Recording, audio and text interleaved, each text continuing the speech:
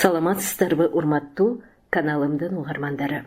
Белгилүү агартуучу, илимпоз, жазуучу Сулайман Рыспаевдин сөз жөнүндө сөз китеби менен тааныштырууну улантабыз. Биринчи бөлүк, 4-чү чыгарылыш. 16-чы этюд. Эссе. Адамдын жан дүйнөсүнүн сыры. Эссе деген эмне жана ал кайдан жаралган?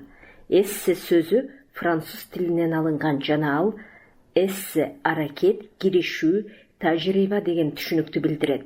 Андай болсо бул жанрда жазуу иши алгач ирет жазган ар бир адамдын өзү киришип жаткан же баштап жаткан иши, алдыдагы турмуштук же кесиптик пландары, максаттары тууралуу билдирүү, алгачкы аракеттери, жеке тажрыйбасы тууралуу баяндоо, аны жазуу жүзүндө бере алуу, практикалык сунуштардын айтуу иретинде башталган сыяктуу. Алгач илимий булактардагы маалыматтарга таянсак, аталган жанрдын тарыхы чындыгында эле ушундай экен. Эссени адегенде ишке орношуу кезинде жазылуучу, маалымат алуучу иш кагазы катары карашкан көрүнөт, же азыркыча алганда чакан же кеңири формада жазылган резюме сыяктуудагы кабылданса керек. Ошондо ишке жаңыдан орношуп жаткан адам өзүнүн адистик билими, кесиптик жөндөмү, алдыдагы планы, ишти жүргүзүүдөгү ыкмалары, жетишкен ийгиликтери тууралуу платформасы катары жазышкан десе да болчудай. Бул туурасында төмөндөгүдөй маалыматтар дагы бар. Кадимки француз реформатору Наполеон кандай гана кызматка адамды алууда аны менен аңгемелешип отурбай эле, анын тандаган кесиби тууралуу түшүнүгүн, тажрыйбасын, ишке жөндөмдүүлүгүн, иши боюнча теориялык жана практикалык билгичтиги тууралуу маалымат алуу максатында эссе жаздыруу ыкмасын колдонгон. Ал тургай ал ишке кирип жаткан адамдын мүнөзүн дагы, кыял жоругун да, адамдык сапаттарын дагы кол жазмасы аркылуу билип алган деген кеп сөздөр дагы бар.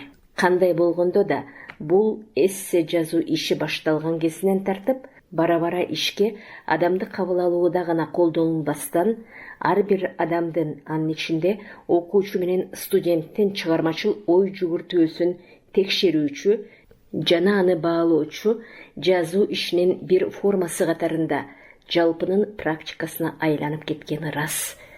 Ал практика аркылуу эссе жазуу ишинин бир формасы катары гана эмес, чыгармачыл өз алдынча алуу жанр катары калыптануу жолуна түшкөн. Эссенин жанрдык табияты кандай? Аталган жанрдын тарыхына келсек, бул жөнөкөй эле. Француз иш кагазын чыгармачыл бир форма катары колдонуп, 1580 жылы Англия жазуучусу Мишель Мортен алгач ирет тажрыйба аттуу эмгегин жазган экен. Андан соң бул стилде Англия акыны Белл Джонсон биринчилерден болуп поэзиялык чыгармаларын жараткан. Кийинчерээк бул стиль өз алдынча адабий жанрга айланып, англис жана француз акындарынын чыгармачылыгындагы модалуу жанр болуп кеткен. Атап айтканда, Аддисон, Стиль, Дидро, Вальтер, Роллан, Шоу, Лессен Кейдер, Гейне жана башкалар эссе жанрында көптөгөн чыгармаларын жаратышкан экен.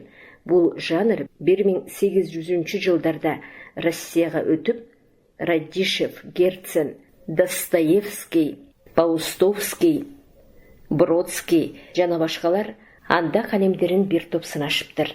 Чындыгында эссе жанры чыгармачылыктын бардык эле жанры сыяктуу адамдын ички толгонуусун чагылдырган эркин жазылуучу чыгарманын бир түрү. Анткени ар бир адамдын айта турган ою бар, айта албай жүргөн толгонуулары бар. Бирөө менен тажрыйбасын, ички сезимдерин бөлүшкүсү келет. Ал ой кээде кыска, кээде чоң көлөмгө батуусу ыктымал. Аны ар бир адам баяндап береби, сүрөттөп жазабы, ой толгоо түрүндө жазабы, сюжет түзөбү же түзбөйбү? Демек баары адамдын чыгармачыл эркин тандоосу аркылуу ишке ашмакчы. Ушуга жараша алганда эссе адамдын айтайын деген оюн, ички толгонуусун, турмушка болгон көз карашын эркин чагылдыруунун бир формасы катары көрүнөт. Ошон үчүн эссе деген эмне дегенде ага түрдүүчү баа беришет, түрдүүчү мүнөздөшөт. Эссенин башкалардан кандай өзгөчөлүгү бар? Мисалы, биринчиден, айрым учурда эссени жүрөктүн музыкасы деп коюшат. Ошого жараша аны ойдун музыкасы деп да мүнөздөп жүргөндөр бар. Экинчиден, эссеге публицистикалык ой жүгүртүү сыяктуу учурдун маанилүү коомдук проблемаларын чагылдыруу дагы мүнөздүү. Анда коомдун курч проблемаларын ортого коюу керек. Аны чечүүнүн жолдорун сунушташат. Өзү жашаган учур менен бетме-бет келишип ой талашат. Ошондуктан кээде эссени дүйнө менен талашып тартышуунун куралы деп да коюшат. Андай учурда эссенин мазмунунда учурдун абалы, анын картинасы сөз менен тартылып, жазуучунун ага болгон жеке мамилеси айтылат дагы, ал мамилеси улуу адамдын накыл кептери менен бекемделип, алар жашаган мезгилдер менен өзү жашаган мезгилди тематикалык жана проблемалык жалпылыктар менен байланыштырышат. Ойлорунун аныктыгын далилдешет. Ошону менен бирге эссе жазууга машыгуу аркылуу мектеп окуучусу же студент полемикалык ой пикирин, турмуштук жеке көз караштарын берүү менен келечекте чыгармачылыктын жаңы жолуна багыт алуусу да ыктымал. Сөз менен иштөөгө, оюн иреттүү берип, баяндоо, сүрөттөө жана кептин ой жүгүртүү түрүндө иштей билүүгө машыгышы да ыктымал. Ошондуктан эссе чыгармачылыкка машыктыруучу дагы, көнүктүрүүчү дагы каражат катары бааланат. Бул үчүнчүдөн. Ошондуктан учурда дүйнөнүн көптөгөн өлкөлөрүндө мектептерде болсун, жогорку окуу жайларда болсун, алардын алдындагы максаттары жана тандап алган болочоктогу кесиби тууралуу оюн жазуу жүзүндө чагылдыруунун, андан өзүнүн чыгармачыл аракеттерин дагы көргөзүүгө жасаган алгачкы аракетин байкоонун, аны баалоонун бир формасы жана каражаты катары кеңири пайдаланылып келаткандыгы ошондон. Төртүнчүдөн, эссе чыгармачыл толук кандуу жанр. Ал аркылуу саясаттын, илимдин, анын ичинде врачтардын, педагогдордун, ошондой эле экономисттердин жана башка өкүлдөрдүн турмуштук көз караштарын эркин формада берип келишери практикада белгилүү. Мында, албетте, ар бир тармактын адамдары өз тармагынын маанилүүлүгү, проблемалары, келечектүү маселелери, аларды чечүүнүн урунттуу жолдору туурасында ой бөлүшөт. Ошону менен бирге сунуштарын айтышат. Бешинчиден, эссе чыгармачылык жанр болгондуктан анын көлөмү чектелбейт. Бул анын айрыкча өзгөчөлүк касиети катары дагы мүнөздөлөт. Эссе жан сырыңды айтууну талап кылат.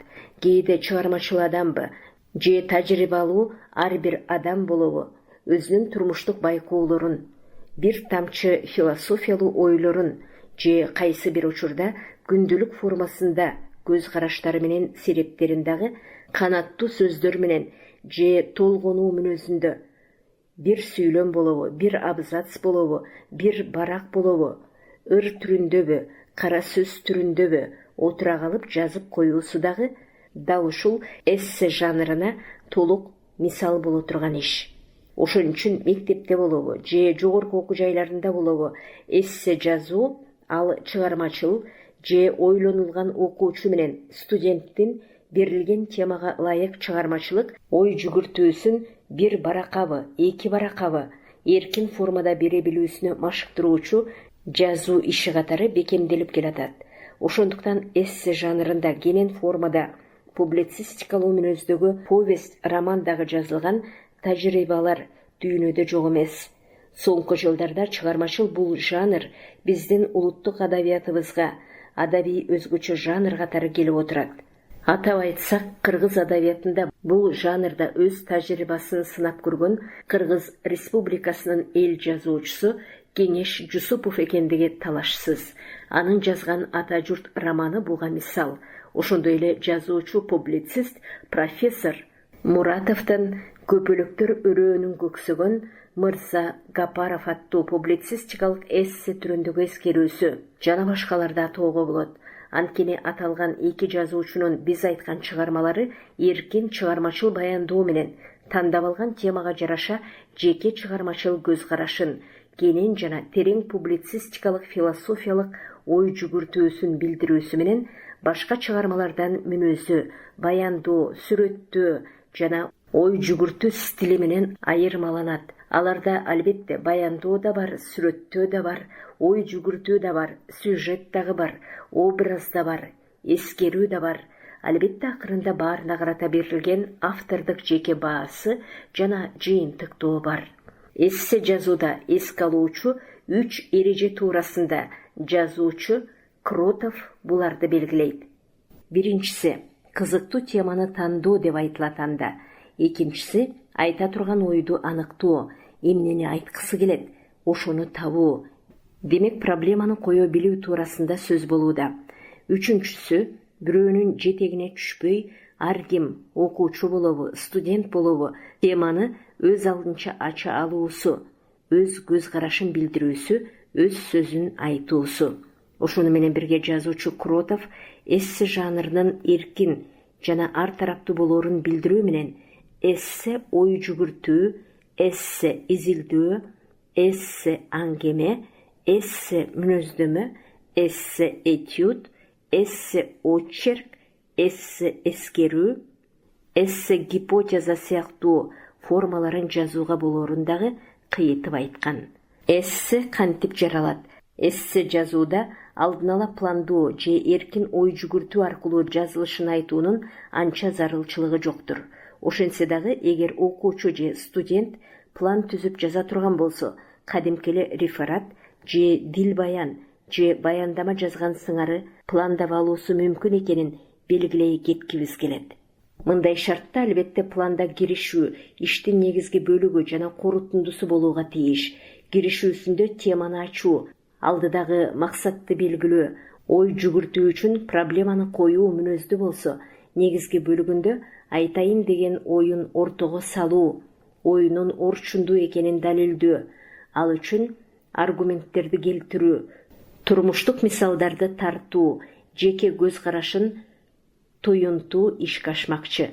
Ал эми корутундусунда болсо, адаттагыдай эле жалпы ойду жыйынтыктап, эмне маселелер козголгондугу дагы бир ирет айтылып, иш жалпыланат. Ушул жерден мындай суроо коелу: эссе менен дил баяндын өз ара катышы кандай, же өз алдынча алуу жазуу иши катары айырмалуубу? Биздин оюбузча бул суроого жооп мындайча: эссе менен дил баян окшош типтеги жанрдык мүнөзгө ээ, бирок албетте экөө эки башка чыгармачыл жанр. Ошентсе да экөө таптакыр эле айырмаланган, бири-биринен алыс турган жанр дагы эмес. Анын себеби мында: биринчиден, экөөнүн айырмачылыгы эмнеде дегенде, адабий дил баян албетте белгилүү бир чыгарманын сюжетине таянуу менен жазылат. Ал чыгарманын сюжетинин чегинен чыкпайт. Ал эми окшоштугу, эгер биз эркин темада, публицистикалык мүнөздө дагы дил баян жазаарыбызды эске алсак, публицистикалуу, эркин темадагы дил баяндагыдай эле эсседе да эркин ой айтылуу менен окуучу же студенттин жекече чыгармачыл ой жүгүртүүсү дил баяндын дагы эссенин дагы жаралыш негизин түзөт. Ошентсе дагы илимий калыс баа берсек, дил баян дагы, эссе дагы адамдын ички дилин, оюн, көз карашын чыгармачыл мүнөздө баяндап, эркин чыгармачыл формада да жазылаарын эске алсак, экөө тең чыгармачыл эгиз жанр катары көрүнөт жана бири экинчисин толуктап тургандай туюлат. Андай болсо, эссени дил баяндын бир формасы катары кабылдасак болчудай. Анткени дил баянды эссе формасында дагы, адабий публицистикалык жана башка формада да жазса болоорун жогорудагы практика далилдеп келатат. Ошентсе да эссени чыгармачыл өз алдынча алуу бир форманы сактаган, дил баяндын өзгөчө бир жанрдык тиби, айрыкча бир формасы катары кабыл алуу менен эссе дил баян деп жанрдык бир топ катары бөлүп көрсөтсөк неге болбосун? Мында эссе дил баян өзүнүн эркин формасы, эркин көлөмү, эркин мазмуну, учкул ойлоолугу, андагы философиялуу ой жүгүртүүсүнүн күчтүүлүгү менен жана дагы жазуучу адамдын жекече стили менен айырмаланган жазуу ишинин бир формасы, жыйынтыктап айтканда, адамдын жан дүйнөсүнүн сыры катары чыга келет.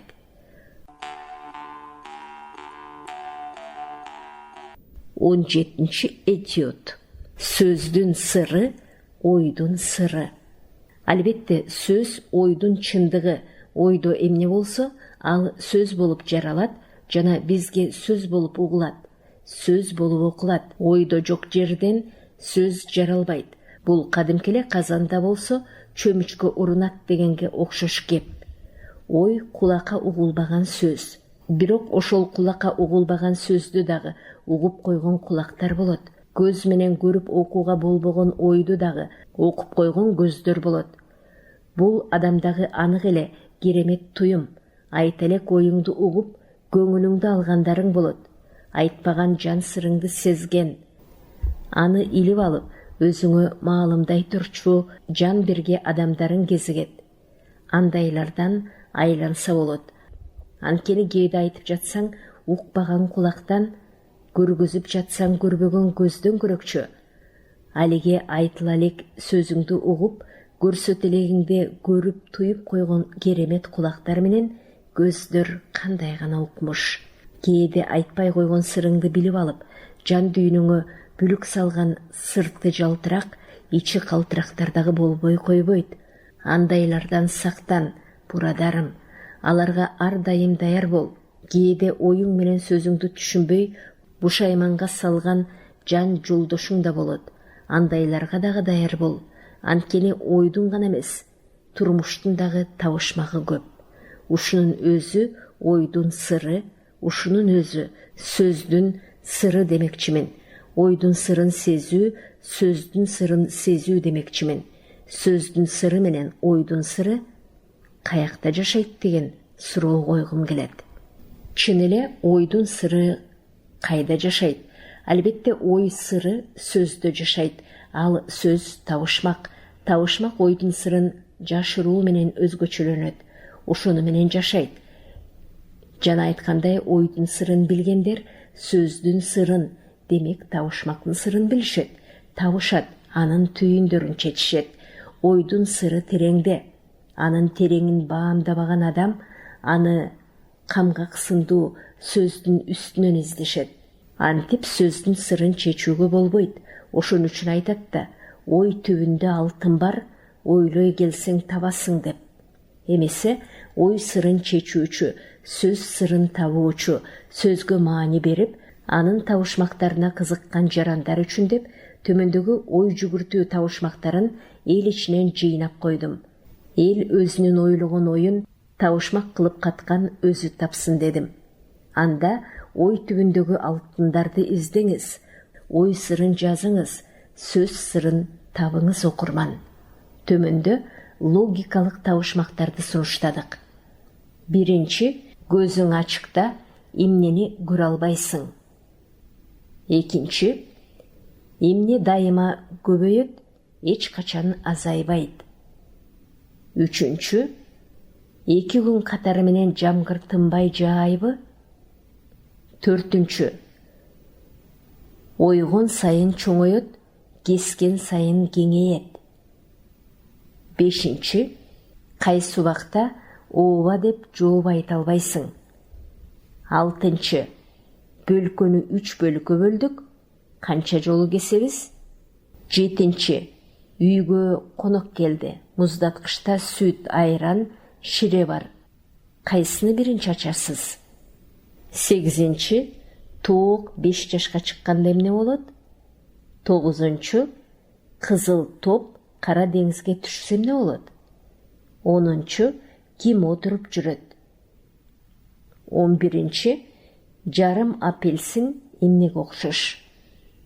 12-нчи, бакта 8 орундук бар. Анын 3-ü сырдалды, бакта канча орундук калды? 13-чү, асманда топ өрдөк учуп баратат. Бирөө экөөнүн алдында, экөө бирөөнүн артында. Анан 3-ü катар учуп баратат. Асманда канча өрдөк учуп баратат? 14-чү, кайыңда 5 бутак бар. Ар бир бутагында 6-дан алма бар. Бардығы қанша алма? 15. Қайсы сұрауға жоқ деп жооп бере албайбыз? 16. Екі жолу төрөлүп, екі жолу өлгөн жаныбарлар кайсылар? 17. Үйгө эмне үчүн барабыз? 18. Чайды эмне үчүн ичебиз? 19. Жигит досуна жолугуп калып, жанындагы кишини минтип досуна тааныштырыптыр. Мунун апасы менин апамдын кайненеси. Алар бири-бирине ким болушат? 20. Белгисиз кишини бирөөгө тааныштырат. Тиги эки кишинин бири улуу, экинчиси кичүү. Кичүүсү улуусунун баласы. А улуусу баланын агасы эмес. Ал ким болот? 21. Акиташтан там ак болобу?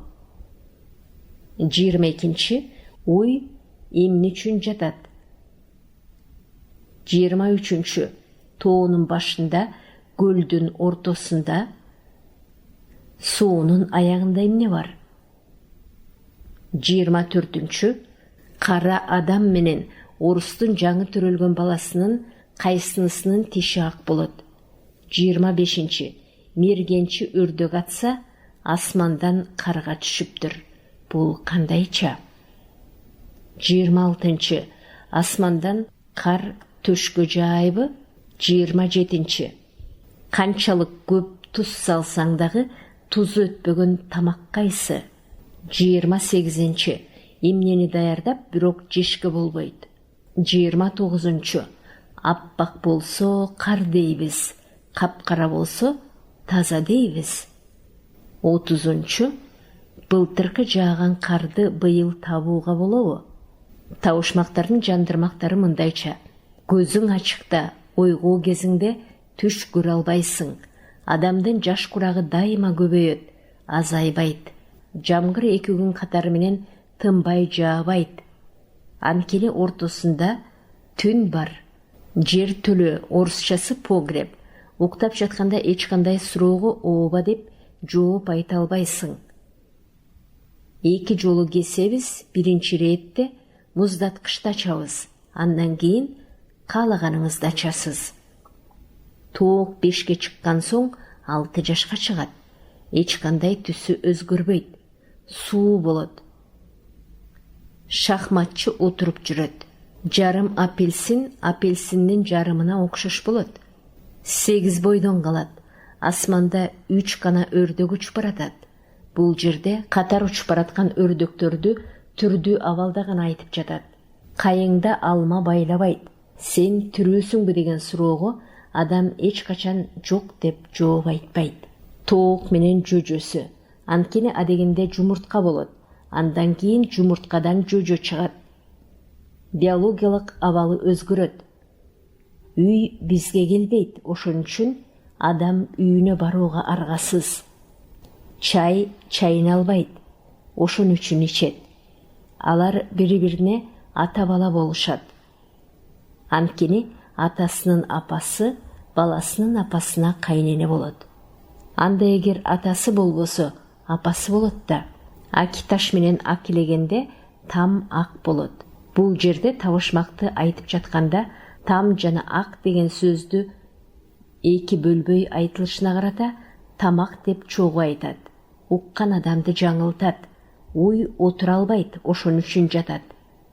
Тоонун башында Т тамгасы, көлдүн ортосунда Ö тамгасы, суунун аягында У созулма тыбышы бар. Жаңы туулган балада эч кандай тиш болбойт. Албетте, асмандан өрдөк атса, ал жердеги жааган карга түшөт. Албетте, кар төшкө жаайт. Бул жерде да айтуучу кар жана төшкө деген 2 сөздү айтылышына жараша бөлбөй бирге айтып, уккан адамды жаңылтат. Кабыгы менен кайнатылган жумуртка ага канчалык көп туз салсаң дагы ичине туз өтпөйт. Сабакты даярдайт. Бирок ал тамак эмес, жебейт. Класстагы такта. 31 декабрда жааган карды 1 январь күнү табууга болот. Ушундай.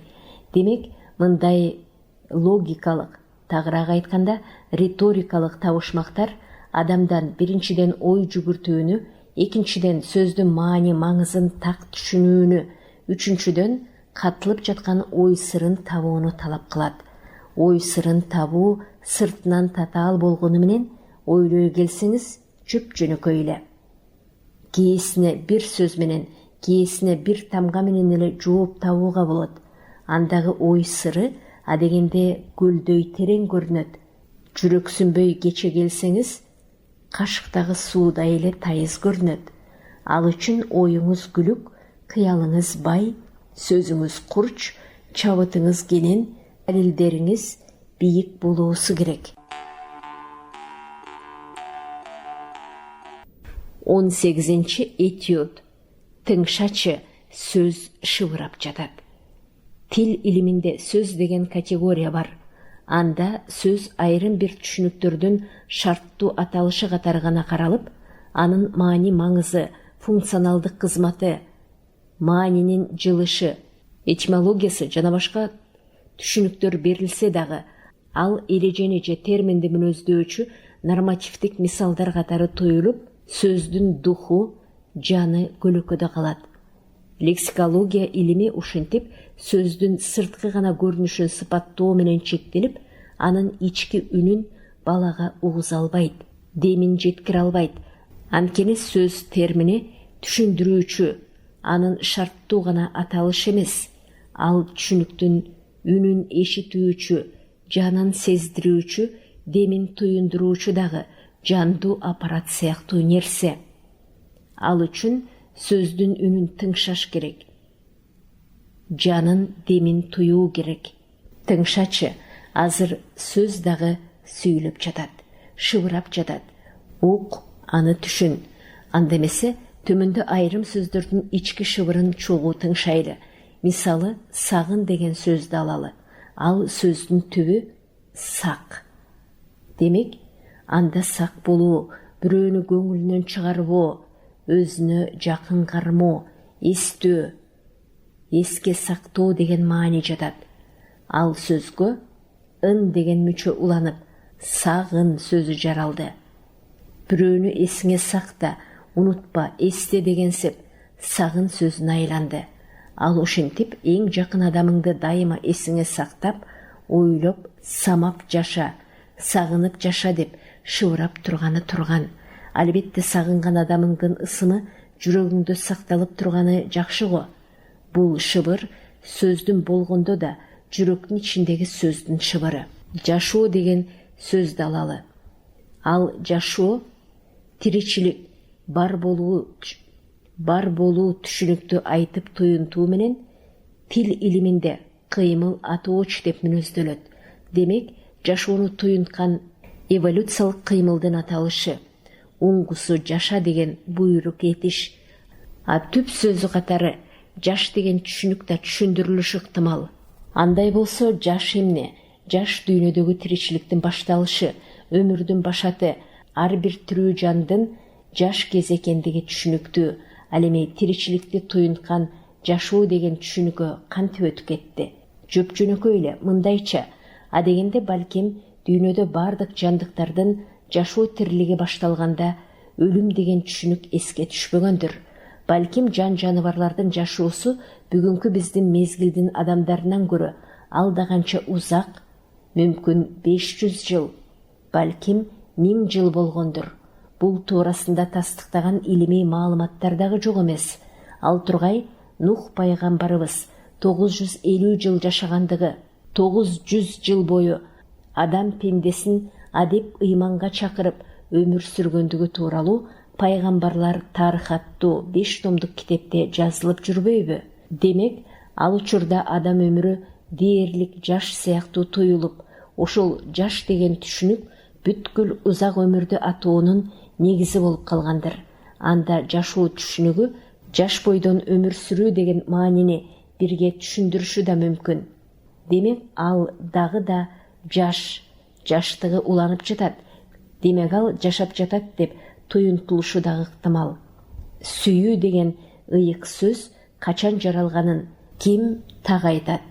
Ошентсе дагы ал сөз адам атага болгон Ева эненин алгачкы сезиминин ойгонушунан баштап жашап келатса керек. Адам турмушу, адамдын бүткүл кубанычы менен кайгысы, кыялы менен фантазиясы, уяты менен ыйманы бүтүндөй ошол ыйык сезимдин ойгонуусу менен башталган эмеспи? Ошон үчүн адам ата менен Ева энебиз бейиштен жерге куулган.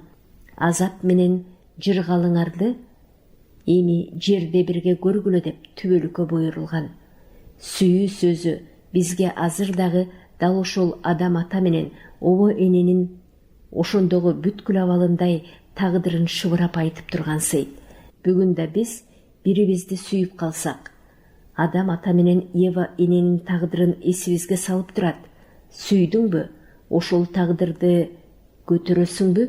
Ошого чыдайсыңбы? Сүй. Чыдабайсыңбы? Токтот. Азабың менен тозогуңду, бактың менен таалайыңды дагы сүйгөнүң менен бирге өткөр. Сүйүүң менен көктө, сүйүүң менен өнүгүбөс. Сага чейин сүйүүнү эч ким сүйбөгөндөй сүй.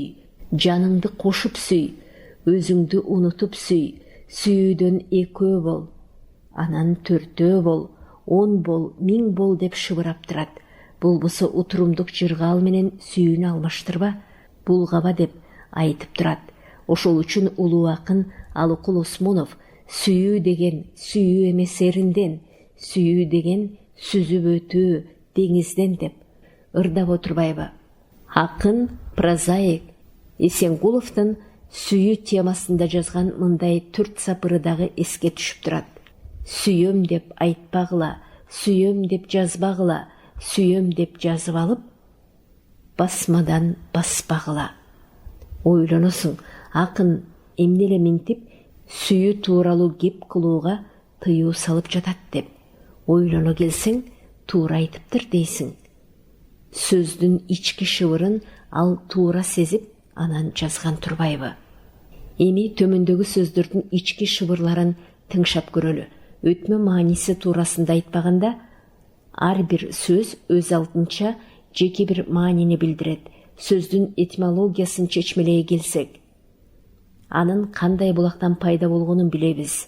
Кайсы бир сөздүн негизин табуу, байкап билүү оңой эле. Кээсиникин табуу өзүнчө изилдөөнү талап кылат. А сөздү жөн гана айрым бир бөлүктөргө бөлө келсек, анын берген түпкү маанисине окшош.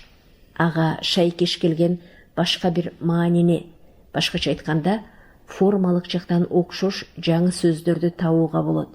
Муну тилдин лексикасын изилдөөчүлөр эмне деп баалап, эмне деп атайт, ал башка кеп. Жана да бул тилдик көрүнүш аларды кызыктырабы, кызыктырбайбы, бул дагы башка кеп. А байкай келсек, тыңшап турсак, сөз жана анын ичиндеги сөздөр өз маанисин эскертип, минтип шыбырап тургансыйт. Анда эмесе тыңшайлы. Арак деген сөздө ар жана ак деген 2 сөз бар экен. Ал арак ичсең, арыңды, намысыңды ак сактап ич дегени го. Аракты көп ичсең, анын азабын тартасың, а бир намысыңдан ажырайсың деп эскертип жатат го дейм. Аял деген сөздөн 3 сөздү, ая же аял деген сөздөрдү табууга болот. Алар аяр менен мамиле кыл же ал ай деп айга теңеп салыштырып жаткандай. Акындар сулууларды айга, күнгө теңеп ырдап жүрүшкөнү ушунданбы деп да ойлойбуз.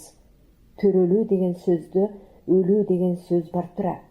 Ал төрөлгөн жандык акыры өлбөй койбойт деген маанини билдирип турса керек. Сүйүү деген сөздү алыңыз. Анда үй деген сөз бар экенин байкоо кыйын эмес. Ал сүйдүңбү, демек үй бүлө куруу жөнүндө ойлон деп турган эмеспи? Кулак деген сөздө кул деген сөз бар экен. Ал айткандын баарын ук, сен кулсуң, же кулдай кыңк этпей ук, анан аткар дегени го. Комуз деген сөздө уз деген жакшынакай сөз бар. Комузду мыкты уз өнөрпоз гана чабат. Ошонун гана колунан комуз чабуу келет дегендей туюм. Акча деген сөздө Ақ деген сөз бар. Ал ақчаны ақ ниет, адал емгегің менен тап дегендей. Алтын деген сөзді мүчөлөп көрсөк, анда ал жана тын деген сөздөр бар эмеспи? Ал аларыңды алгындағы тын болду, ач көздүгүң жетишет деген маанини айтып жаткандай муютат. Бакытта бак деген сөз бар. Ал мени бак, асырап күт, ошондо гана мен сени менен болом деп турган сыйт. Карышкыр деген сөздө кыр деген сөз бар тура, атына жарашып. Карга деген сөздөгү кар деген сөз бар экенинен карк этип, кардын жаашын гана билдиреби дедим. Калпыс деген сөздө калп деген сөз бар тура. Чындыгында калп болсо, ал сөз калпыс эмей эмне? Балатык карагайдын баласы сыяктуу, анда бала деген сөз бар. Бала деген сөздө бал деген сөз бар. Бул бала тили балдай таттуу деген окшойт. Накыл кепте акыл жана эп деген сөздөр бар. Акыл сөз өз ордун тапса, эп болбой эмне? Илим деген сөздө ил, билим деген сөздө бил деген сөздөр бар экени даан эле көрүнүп турат. Ал илимди сүйсөң илип ал, билимдүү болгуң келсе билип ал дегени. Ушул сыяктуу эле зарыл дегенде зар, отун дегенде от, шаршемби дегенде шар, бычак дегенде быч, береке дегенде бер, келин дегенде гел, оору дегенде оор деген сөздөр бар. Аларда өз тутумунда турган сөздүн ички мазмунуна өзүнүн сырткы формасы менен окшоштуруп, баштапкы маанини жиреп, кеңейтип, улантып турган сыйт. Сөз менен бирге өмүрдү коштогон түшүнүктөр көп. Алардагы мындай мамилелерди туюнтуп, билип ал деп эскертип шыбырап турган сыйт. Адилет иш, ширин жемиштей, көңүлдү да, өмүрдү да сергитээр. Акыл тапкыч, ал таппаган эч нерсе жок. Караңгыда жол, каплетте сөз табат. Бакыт, айныма, жаза бассаң, жазгырып ойт берип кетээр, жылкыдай качса карматпайт. Байлыгың суудай нерсе, тосмоң тоодой болсо дагы, агызып жиберсең кармай албайсың. Бийлик өкүмдар, бийлик күчтүү болсо, өкүм күчтүү болор, ал тагдыр чечээр. Даңк алыстан угулган добуш. Даңкы күчтүүнүн дабышы күчтүү угулмакчы. Дөөлөт тоголок, ал тоголонуп сага келгенсип, тоголонуп кайта кетээр, кармап албасаң. Максат аскар тоо, ага чыккан чыгаар, чокусуна жеткен жетээр. Махабат өчпөгөн от. Ага кабылсаң жарыгын өмүр бою көрөрсүң, жылынаарсың, же отуна куйкаланаарсың. Кайгы кара мүртөз адамдай, ал жаныңа келбесин, өзүң ага барбагын. Кызганыч ичи тар, анын туткунуна түшсөң, жылаан болуп тирүүлөй кысып өлтүрөр. Үмүт шамчырак, аны колуңдан түшүрүп албасаң, жоготуп албасаң, караңгыда жол табаарсың. Кубаныч сергек көңүл курбуңдай, көңүлүң чөгүп турганда келсе, жарпыңды жазат. Чындык бирде ачуу уудай, бирде таттуу балдай, кубулуп турган улуу касиет экен. Өмүр бир берилген белек, белекке берилген нерсени башкага бербейт. Ошол сыңары аны да колуңдан чыгарбоого тырышасың. Мээнет көк, көңүлүн ачып күлүп койбогон адамга окшош. Тагдыр табышмак, тапсаң таптың, таппасаң калдың. Түйшүк өжөр немедей, ага бир кабылсаң, көпкө колу бутуңду тушаганы тушаган. Рахат бир келип кетүүчү конок гана, кууралы менен жыргалын эртеси айтып эстейсиң. Ынтымак күндүзү мээримин төккөн күн, түндүсү нурун сепкен айдай. Ырыскы күндүзү күндүн мээриминдей, түндүсү айдын нурундай. Эмгек түгөнбөгөн кенч, каза берсең түбүнө жетпейсиң, аягына чыкпайсың. Мына сөздөрдүн шыбыры. Аны тыңшай бил, уга бил, ошондо гана анын нагыз маанисин туясың. 19-нчы этюд. Сөз бир адамдын көзүн ачат, бир адамдын жолун ачат, баарыдан мурда жүрөгүн ачат. Албетте сөз адамдын жан дүйнөсүнө тийгизер таасири бар зор энергия. Анын мындай экенин баарыбыз эле сезе бербейбиз. Демек сөз жөн эле ооздун жел эмес, жел менен бирге чыккан энергия. Ал адамга оң да, терс да таасир берүүсү тууралуу психотерапияда да, элдик түшүнүктө да көп эле айтылып жана жазылып келет. Ошентсе дагы биз дагы ага карата үнүбүздү кошолу дедим. Анда сөздүн адамга таасири кандай жана эмнеге таасир этери тууралуу бир аз сөз кылалы.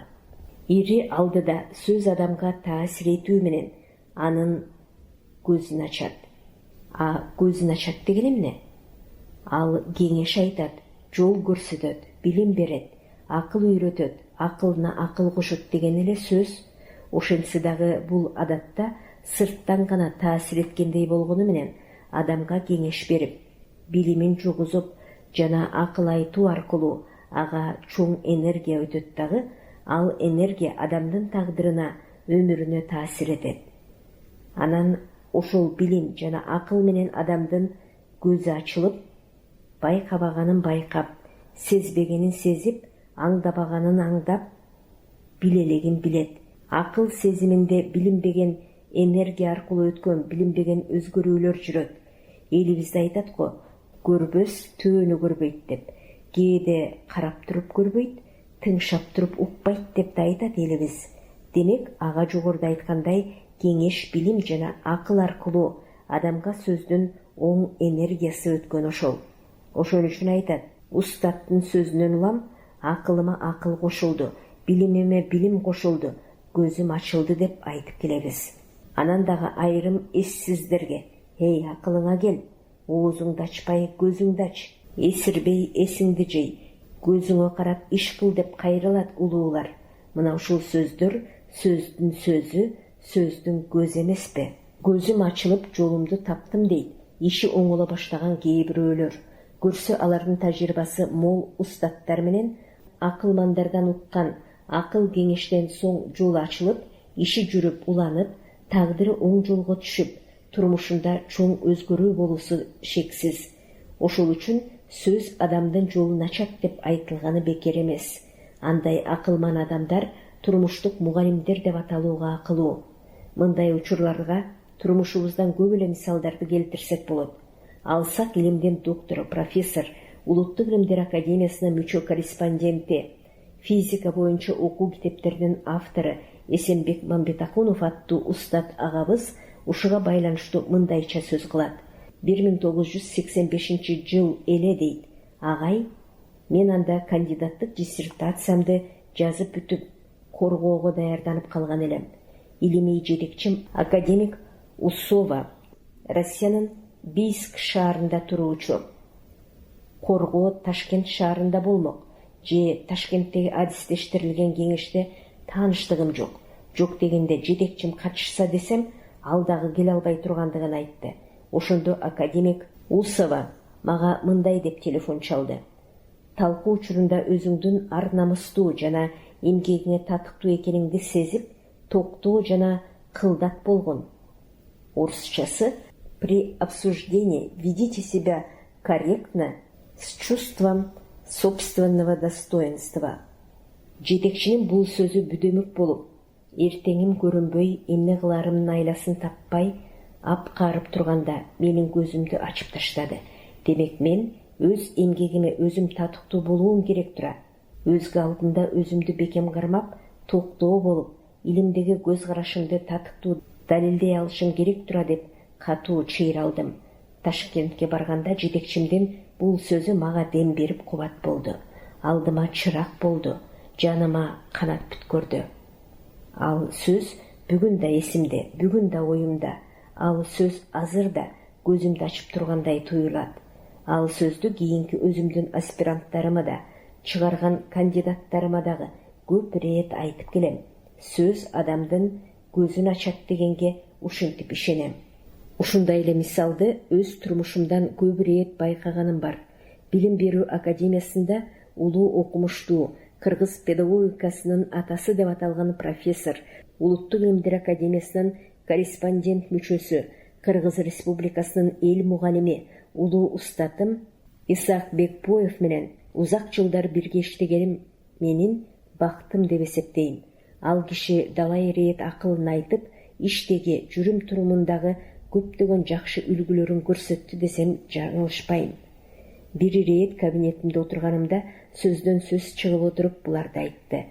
Канча окуу китептериңди, канча илимий эмгектериңди жазып жатасың, буюрса дагы да жазасың. Баарынын өзөгүндө өзүңдүн илимий бекем көз карашың болсун. Антпесең, бирөөнүн артынан ээрчиген бирөө бойдон каласың. Бир жерде иштеп, бир жерден көгөр. Агайдын бул насаат сөзү менин көп жылдык илимий ишимдин ийгиликтүү болушунда чоң тирек болду. Менин көзүмдү ачып, жолумдун түз болушуна ар дайым таасир эткен чоң энергия болуп келгенин ар убак сезип келем. Ал эми адамдын жолун ачаар сөз эмне? Ал элибиздин ыйык каадаларынын бири бата берүү, бата алуу болуп саналат. Мындай каадаларга кыргыз турмушунан мисалдарды арбын табууга болот. Мисалы, ымыркайга бата тилөө, тасмал жасап бата тилөө, жаңы үйлөнгөндөргө бата берүү, жаңы иш баштагандарга бата берүү, жолун ачууну тилеп бата алуу, улуу адамдын батасын алуу жана башкалар. Бата адамдын жолун ачаарындагы мен өз турмушумдан анык сездим. Ал кез мен Токтогул районунун Сары Камыш деп аталган Чакан айылындагы Бирлик деген мектепте мугалим болуп жүргөн 80-жылдар эле. Айылга батпай ыр жазып, дүйнөлүк адабиятты окуп, борборго тартылып, илимий чөйрөнү эңсеп жүргөн кезим. Ала Тоо журналына мындай бир ырым чыгып келип калды. Сапарга апа жөнөйүн, сабынан калбай жарыштан. Бактымды издеп көрөйүн, алыстан, алыс алыстан. От болуп күйүп жанайын, өтпөйүн өксүп жүрүп мен, таалайым издеп табайын. Бийиктен, бийик бийиктен, сана аркап апа кейибе, самадым бийик бийикти, кымбатын сезбей элире, кыялым чындап күйүктү. Апаке турам, ашыгып, ак батаңды сен берсең, ак жолум калар ачылып. Ырымды апам окуп көрдү дагы. Балам, сен шаарга кеткиң келип, араң эле жүргөнсүң го деп, ойлуу тунжурай түштү. Атам жаш каза болуп, мен эркек балдардын улуусу, инилерим жаш, алар катары менен мына армияга кетем деп турган кез, мен мындай шартта апамды, карыган чоң атам менен чоң апамды жаш балдарга таштап кетээрим ойго эмес, түшкө кирбес иш эле. Ошентсе дагы апам ыйлап туруп мени борборго узатты. Узатаарда, ак батамды бердим балам, ата арбактарың жар болсун, ак жолуңду улуу Кудайым ачсын деп элдин көзүнчө бата берди. Ошол батасы менин ак жолумду ачып, ушул ийгиликтерге жеттим деп ишенип келем бүгүн дагы. Жакында эле ушул темада Актык суусундугунун автору, курсташым, ишкер Батырбек Исмаилов менен сүйлөшүп калдым. Көрсө ал дагы сөздүн маани маңызы, касиети боюнча көп ойлонуп, сөздүн маани маңызын чечмелеп түшүнүп, эч кимге окшошпогон башкача көз карашы бар инсан экен. Мен ага сөз адамдын көзүн ачат, сөз адамдын жолун ачаар чоң касиетке ээ нерсе тура деп айтып оозумду жыйганча ал жүрөгүндү ачат деп кошумчалап жиберди. Анда мен туура, абдан туура айтасың. Сөз бир адамдын жолун ачат, бир адамдын көзүн ачат, а бирөөнүн жүрөгүн ачат деп оюмду толуктадым. Чын эле ошондо оюма Ааламдын Айтматова аталган улуу жазуучубуздун Жамиля повестиндеги Даниярдын ыры менен Актеме повестиндеги Момун абышканын жомогу эсиме түштү. Кулагыма Даниярдын ата журт тууралуу керемет ыры менен керемет үнү жаңырып, бейгүнөө момун чалдын жомогу, аны угуп отурган бала, баласыз ороскул, анын куу этек зайыбы элестеди. Айлуу түндөгү Даниярдын керемет үнү тоолорду, талааларды муютуп, Ага кошуп күндө аны шылдыңдап күлүп, адам катары теңин албаган Жамилянын жүрөгү ачылды. Анын кусага толгон жүрөгүнө улуу сүйүү ойгонду. Жамиля мурдагыга түк окшобой башка адамга сүйүүнүн кулуна айланды. Дүйнөсү керемет нурга бөлөндү. Даниярдын ажайып рухий ааламы анын жүрөгүн биротоло ээлеп алды. Мына сөздүн күчү, адамдын жүрөгүнүн ачылышы. Эми дагы караңыз, Момунчал небересине бугу эне тууралуу жомогун айтып жаткандагы бир учурду эстейличи. Жомокто 12 айры мүйүздүү бугу эне мүйүзүнө бешик илип алып келатпайбы? Бугу эненин ошондогу мүйүзүнө бешик илип келаткан учуру балага айрыкча таасир эткенин карабайсызбы? Аны жүрөгү менен кабыл алган наристе бала күндө зайыбын токмоктоп, азабын жедирип жаткан орус кулабасына өзү бала болуп туруп, бала тиленип, көзүнө жаш кылгыртып, жалбарып жатпайбы? Анткени таятасынын жомогу наристе баланын балалык дүйнөсүн ойготуп, күндө жек көрчү орус кулга дагы агынан жарылып, таза жүрөгү менен ачылып отурбайбы? Ушундай экен да, эгер сөз адамдын жүрөгүнө жетпесе, ал адамдын жүрөгүн ача албайт эле. Адамдын жүрөгүн ача албаган сөз анын жан дүйнөсүн өзгөртө албайт эле, жаңырта албайт эле. Демек сөз адамдын жан дүйнөсүнүн ачкычы десек чын экен да. Сөзүмдү жыйынтыктап жатып, сиздердин дагы жолуңуздарды сөз ачсын, көзүңүздөрдү сөз ачсын, жүрөгүңүздөрдү сөз ачсын. Сөз жан дүйнөңүздөрдү жаңыртып, жашартып, ар дайым арууласын демекчимин. 20 этюд. 60 жаш мышпы же мушпу? Кыргыздарда 60-ты биринчи мыш, 70 жашты экинчи мыш деп мүнөздөгөн сөздөр кеңири айтылып жүрөт. Ал 60 жашка келдиң, мыш келди, мыш болгонуң ошол деген кептер менен дамамат коштолууда. Бул сөз эмнени туюндурат? Ал карылыкты көздөй баратканың мыш болуп, жүк түбүнө мышыкча отуруп калаарыңа жакын калды деген маанини туюнтуп жүргөнүн сезүү кыйын эмес. А эгер адам 60-ында эле мышык болуп, жүк түбүнөн чыкпай калаар абалга келип калса, анда 70-inde жоого каршы жигиттей ат койгон баатыр, эр эшим кайдан чыккандагы, 80-inde улутка намыс алып берген хан кошой кайдан келген? Асмандан түшкөнбү? Эстейли, эр ортону 50 дегени менен 60-70, ал тургай 80 жашында күч кубаттуу жүргөн элибизге аты заты белгилүү инсандарыбыз көп. Эл баатыры хирург Мамбет Мамакеев тамашасы менен аралаштырып айтып жатпайбы? Байкабай жүрүпмүн, эр ортону 50 эмес 80 жаш экен деп. Ошондой эле эл баатыры дүйнөлүк деңгээлдеги кыргыз нейрохирургу Металип Мамытов эгер адамда ден соолук болсо, эр ортону 70 экен деп чын көңүлүнөн айтып отурат. Медиктердин айтканында жөн бар десек, анда 60-ында эле картайып, 70-inde улгайып калат деген ой бечаралыктын эле сөзү белем. Мен жакында ушул 61-ci мыш деген сөздүн кайдан келген тегин изилдеп көрдүм.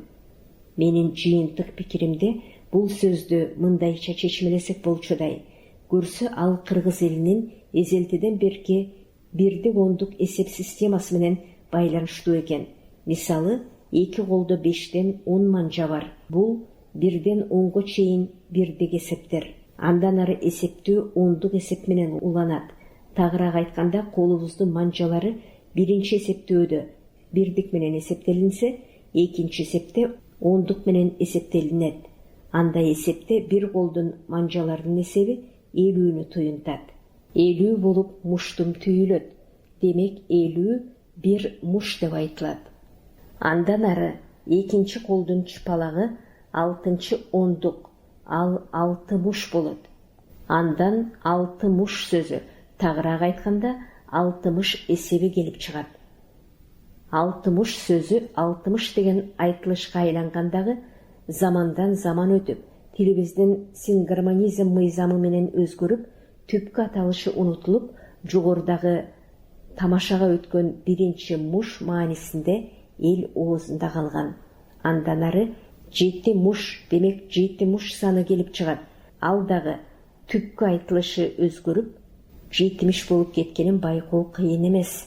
Андан аркы санактын айтылышы өзгөрүп, ар бир манжа ондук болгондуктан 8, 10, 80, 9, 10, 90 соңунда 100 келип чыгат. Кыргыздар аны толо 100 деп айтышчу. Орус эли круглая дата деп да айтат эмеспи андай учурда. Демек кыргызча деле айтсак, 100 дегениң толук, тегерек, тоголок, бир бүтүндүк дегендей кеп.